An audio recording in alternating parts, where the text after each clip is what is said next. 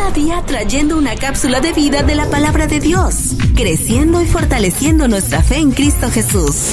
Ahora con ustedes, Camilo Alfaro.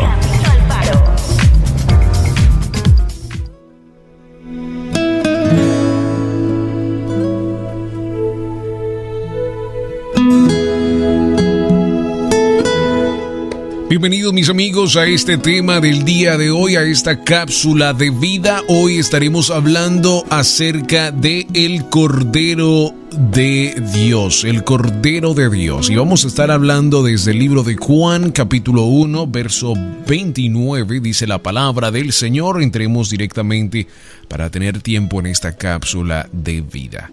El siguiente día vio Juan a Jesús que venía a él y dijo: He aquí el Cordero de Dios que quita el pecado del mundo.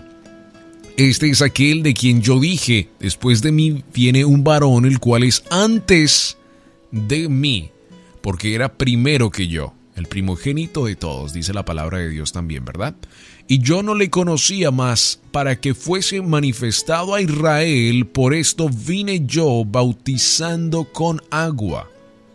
También dio Juan testimonio diciendo: vi al Espíritu que descendía del cielo como paloma y permaneció sobre él. Y yo no le conocía, pero el que me envió a bautizar con agua, aquel me dijo: sobre quien vas a descender el Espíritu y que permanezca sobre él, ese es el que bautiza con el Espíritu Santo.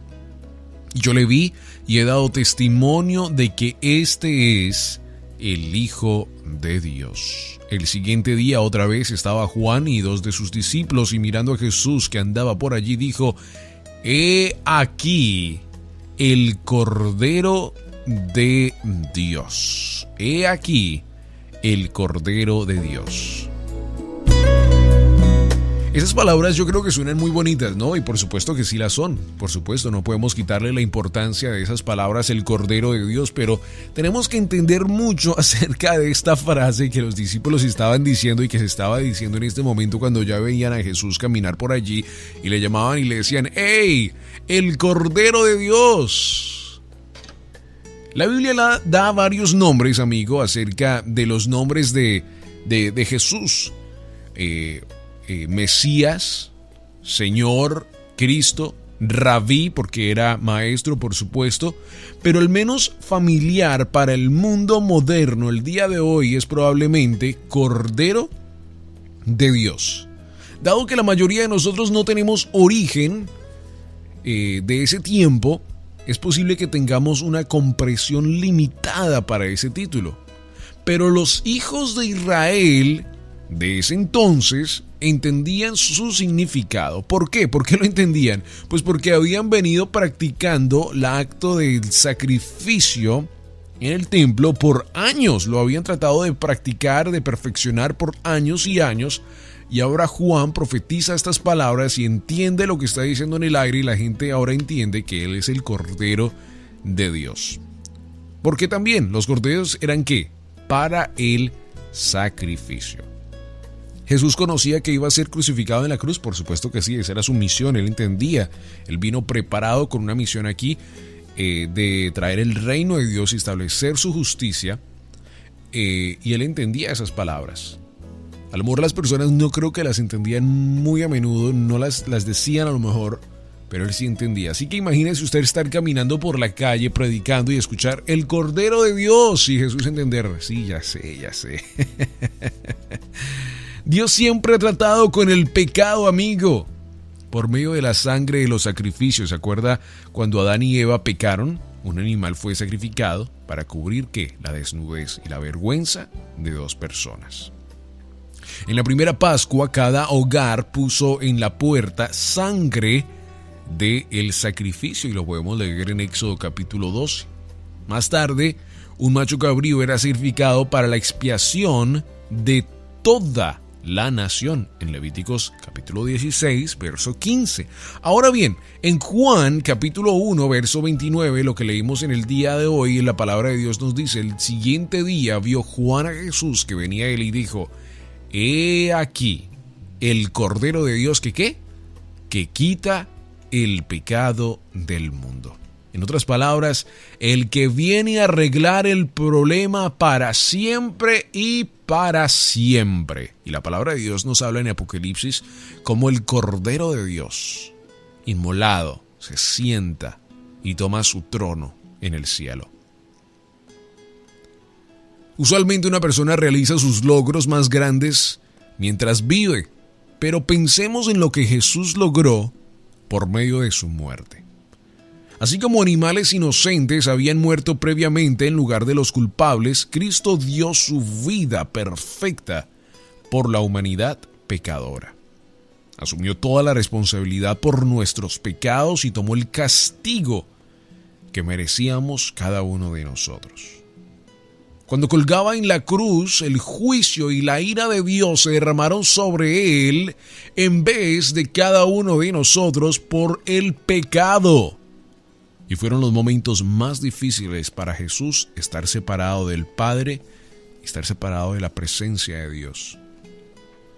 Debido a que estamos limitados a veces por nuestra mente en muchas cosas y sentidos humanos, no podemos comprender plenamente todo lo que el Cordero de Dios soportó para darnos salvación. Pero sabemos lo suficiente para entender que le debemos nuestra vida. Y por eso debemos darle a Él el primer lugar en nuestro corazón. Todos los días. Porque, amigo, tenemos el gran privilegio de conocer a Dios, de entender que tenemos al Rey de Reyes en nuestra vida y de que Él es nuestro Padre Celestial y que Él es el que nos guía a grandes pasos. Al menudo las personas son salvas y quedan satisfechas con este primer paso. El conocimiento de unas pocas verdades acerca de Dios es suficiente para ellas. Pero si se les pregunta, ¿conocen a Dios? La mayoría diría que sí, por supuesto. Pero hay una gran diferencia entre conocer verdades acerca de Dios y tener una relación personal con Él. Los creyentes debemos estar cada vez más cerca del Padre, aprendiendo acerca de quién es Él y lo que considera importante en nuestra vida. Porque mientras vivamos dependiendo de nosotros, nunca conoceremos realmente a Dios. Él se mostrará un corazón humilde y transparente, no uno lleno de orgullo y arrogancia, por supuesto. Es en nuestro quebrantamiento e impotencia que descubrimos quién es el Señor. Y podemos testificar entonces esas hermosas palabras cuando entendemos el gran sacrificio de la cruz, entendemos el gran proceso que Jesús pasó y podemos decir, Señor, gracias por ser ese Cordero de Dios en nuestra vida. La pregunta del día de hoy es para ti. ¿Tiene usted una verdadera hambre genuina de conocer a Dios, de entender quién es Dios? ¿O está satisfecho con solo decir, oh, Jesús murió en la cruz? Sí, está bien. Pero hay más allá. Dios quiere tener una verdadera relación contigo y quiere que te puedas meterte en la palabra de Dios y ser ungido en una gran manera para grandes cosas. No para llenarte de comida y ya, sino para compartir esa palabra de Dios con otras personas y ser ejemplo, ser luz en todo lugar. Dios es un Dios vivo, un Dios que ha nacido para cada uno de nosotros de nuevo después de ese pecado y ha muerto en esa cruz por cada uno de nosotros, dándonos ahora el privilegio de la gracia y de la salvación. Y estas palabras no son pequeñas, estas palabras son de gozo, estas palabras son de amor para recordar ese gran sacrificio y entender que todos los días tenemos el privilegio de conocer a Dios y de ser llamados amigos de Dios. Lo más hermoso creo que Dios nos enseñó es que Él vino a servir y no a ser servido. Y el servicio, el amor, la misericordia, la fidelidad, dice la palabra de Dios, ¿verdad?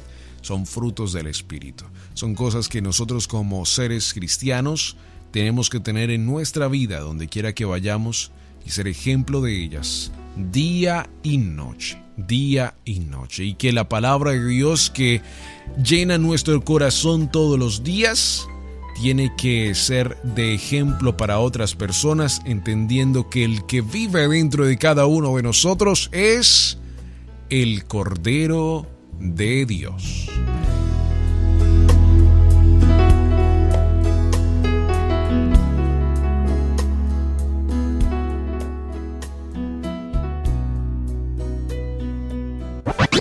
La palabra de Dios es viva, eficaz y verdadera.